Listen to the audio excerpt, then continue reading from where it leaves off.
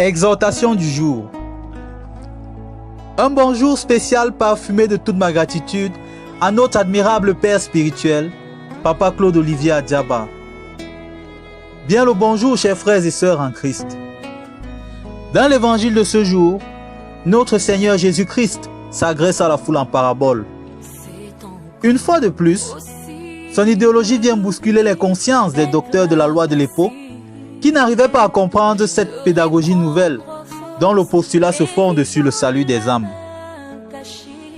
Notre Seigneur Jésus-Christ n'a jamais caché à la foule qu'il n'est pas venu pour perdre, mais pour amener les brebis égarées de Dieu dans la bergerie.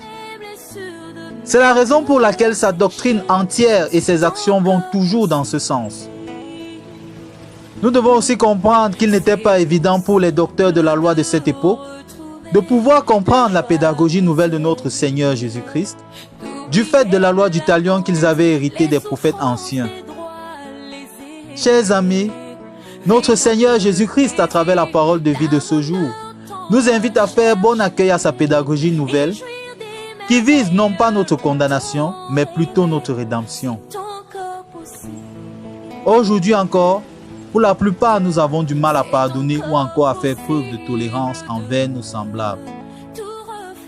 Or, le Prince de la paix vient en ce jour nous faire comprendre que ce qui fait la plus grande joie de Dieu est que tous ses enfants, même égarés, puissent se réjouir dans sa gloire éternelle. Notre Seigneur Jésus-Christ, à travers ses actes et sa qualité de vie, nous rassure que Dieu n'est pas un bourreau, encore moins un tortionnaire qui prend plaisir à voir ses créatures souffrir ou courir à leur perte.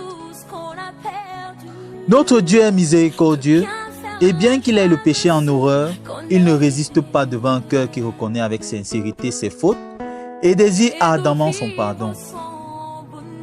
Afin que nous percevions au mieux le caractère amour et miséricordieux de Dieu, notre Seigneur Jésus-Christ prend un exemple palpable sur notre nature humaine imparfaite qui s'accroche à ses biens matériels comme un trésor qu'il ne faut perdre sous aucun prétexte. Effectivement, aux yeux de Dieu, nous sommes des perles très précieuses si seulement nous en avions la conviction. Chacun de nous a une place de choix et unique. D'ailleurs, notre Père spirituel, Papa Claude Olivier Adjaba, ne cesse jamais de nous le rappeler dans ses précieux enseignements, tant en présentiel que sur les réseaux sociaux. C'est pourquoi cette semaine encore, dans un de ses posts sur Facebook, il nous invitait à ne pas recourir à Dieu uniquement lorsque nous avons des problèmes, mais plutôt à demeurer en lui en toutes circonstances, tels de bons enfants qui chérissent leur Père adoré.